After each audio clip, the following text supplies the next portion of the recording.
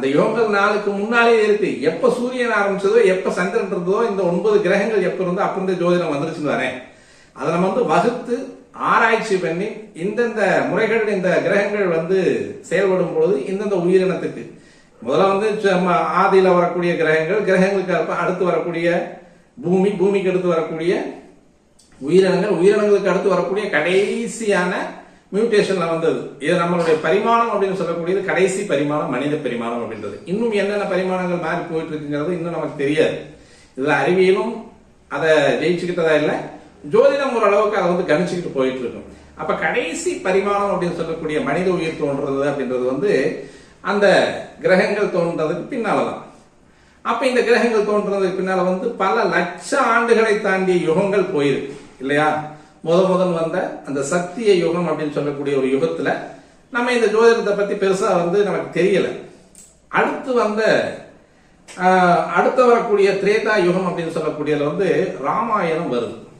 இதிகாசங்கள்ல வரக்கூடிய ராமாயணம் அப்படின்னு சொல்லக்கூடியதுல ராவணன் இலங்கையை தாண்டி போய் ராவணனை வென்றுட்டு வரும்போது அவருக்கு ஒரு தோஷம் வருது அப்படின்னு சொல்லக்கூடிய ஒரு அமைப்பு பிரம்மஹத்தி தோஷம்ன்றதை அங்கிருந்தா எடுக்கிறோம்.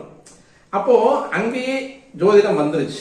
இதை விட எல்லாம் விஷயம் என்ன அப்படின்னு பார்த்தோம்னா, ராவணன் ஜோதிடத்துல வல்லுனர். அதாவது இந்த 9 கிரகங்களை கணிப்பதில் வல்லுனர்.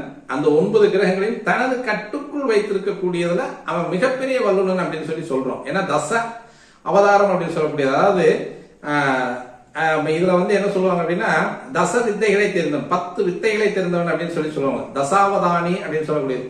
6 வித்தைகளை தெரிந்தவனுக்கு சஷ்டாவதானின்னு சொல்லுவோம். 8 வித்தைகளை தெரிந்தவனுக்கு அஷ்டாவதானின்னு சொல்லுவோம். இதையும் தாண்டிய வித்தை அப்படின்னு சொல்லக்கூடிய 10 விதமான கலைகளை, அந்த கலைகளில் நேர்த்தியான விற்பன்னத்துவம் அப்படின்னு சொல்லக்கூடிய அமைப்புல இந்த ராவணன் இருந்தான். அதாவது இயல், இசை, நாடகம் அப்படின்னு சொல்லக்கூடிய இந்த 3, ஜோதிடம், வான்சாஸ்திரம், கட்டிடம் கட்டக்கூடியது, இது மாதிரியான ஒரு 10 கலைகள்ல மிக மிக நிபுணத்துவம் அடைந்தவன் அப்படின்னு சொல்லக்கூடியவன் ராவணன். அதனாலதான் அவனுக்கு பிராமணன் அப்படின்னு சொல்லக்கூடிய பேர் வருது. அப்ப அந்த பிராமணன் அப்படின்னு சொல்லக்கூடிய பேர் ராவணனுக்கு வரக்கூடிய ஒரு அமைப்பு. இந்த 10 கலைகளின் வேதங்கள் கற்றவன், வேத விற்பனனாக இருக்கக்கூடியவன், நல்ல தவயோகி, நிறைய தவங்கள் செஞ்சு சிவன்கிட்டயே அந்த அந்த தவத்தின் மூலமாக வரப்பெற்ற வரங்களை பெற்றவன் அப்படின்னு சொல்லக்கூடியது ராவணனை சொல்லக்கூடியது. அதனால ராமன் போயிட்டு அவனை கொண்டுட்டு வரும்போது அந்த பிராமணனை கொன்ற தோஷம் அப்படின்னு சொல்லக்கூடிய பிரம்மஹத்தி தோஷம் வருது அப்படின்றது ஜோதிடம் அங்கேயே ஆரம்பிச்சிருது.